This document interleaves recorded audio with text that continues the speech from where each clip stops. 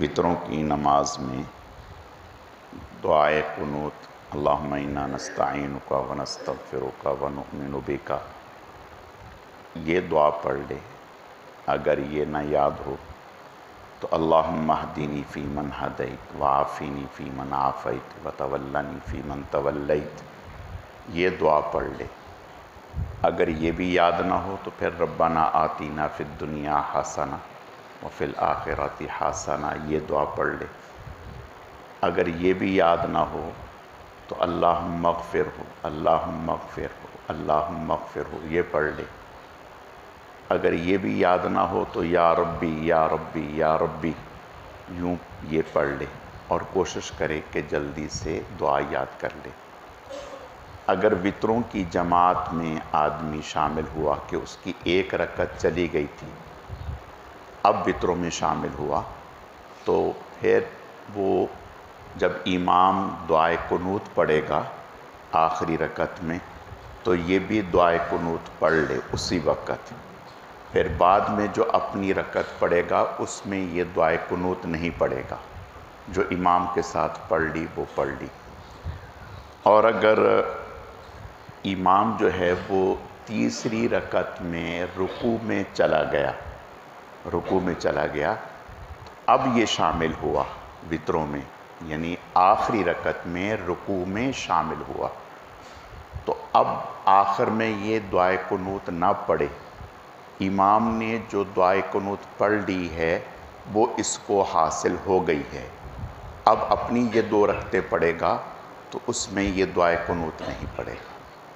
اور اگر آخری رکعت بھی اس کو نہیں ملی، یعنی وطروں کے اتحیات میں شریک ہوا، تو پھر اسی ترتیب سے پڑھے جس ترتیب سے ہم وطر پڑھتے ہیں، اسی ترتیب سے پڑھے۔ اور اگر دعائے قنوت رہ گئی، یعنی یہ پڑھ رہا تھا اور امام جو ہے وہ رکوع میں چلا گیا، تو اس نے جتنی پڑھ لی ہے وہ کافی ہے، اب امام کے ساتھ یہ رکوع میں چلا جائے۔ اور اگر اس نے پڑھنی شروع کی ہی تھی کہ امام رکوع میں چلا گیا، تب بھی یہ چھوڑ دے، رکوع میں چلا جائے۔ اور ابھی اگر اس نے بالکل نہیں پڑھی تھی کہ امام رکوع میں چلا گیا، تو پھر یہ اللہم اغفر یا ربی اتنا کہہ لے اور رکوع میں چلا جائے۔ اور اگر اتنا بھی نہیں کہا تو بھی ٹھیک ہو گیا، امام کے ساتھ رکوع میں چلا جائے۔ اور اگر اپنا وطر پڑھ رہا ہے اکیلا اور دعائے قنوت پڑھنا بھول گیا، تو پھر آخر میں سجدہ سہو کر لے تو نماز صحیح ہو جائے گی۔ اللہ رب العزت سمجھنے کی، عمل کرنے کی توفیق عطا فرمائے۔ الحمدللہ رب العالمین والعاقبۃ للمتقین والصلاة والسلام علی سید المرسلین اللہم صلی علی محمد النبی الامی وعلی آلہ واصحابہ وبارک وسلم وصلی علیہ۔ اے اللہ اپنے کرم سے ہماری اس نماز کو، زندگی بھر کی پہلی تمام نمازوں کو، دیگر تمام اعمال صالحہ کو اپنی بارگاہ میں اعلیٰ درجے میں قبول فرما۔ اے اللہ قبول فرما، کمی کوتاہیوں کو معاف فرما۔ اے اللہ ہم سب کے روزوں کو قبول فرما، ہم سب کی تراویح کو قبول فرما۔ یا اللہ پاک اس نماز جیسے مبارک فریضے کی برکت سے اور روزے کی برکت سے پورا دن ہمیں اپنی اطاعت و فرما برداری میں گزارنے کی توفیق عطا فرما۔ اے اللہ پورا دن ہر قسم کے گناہ سے ہمیں بچنے کی توفیق عطا فرما۔ اے اللہ روزے کی پوری پوری برکات نصیب فرما۔ یا اللہ پاک ہمیں رمضان المبارک اپنی اطاعت و فرما برداری میں گزارنے کی توفیق عطا فرما۔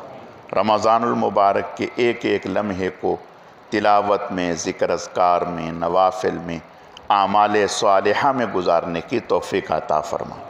اے اللہ رمضان المبارک کی وہ تمام کی تمام برکات جو آپ اپنے نیک اور محبوب بندوں کو عطا فرماتے ہیں، اے اللہ اپنے کرم سے وہ ہمیں بھی نصیب فرما۔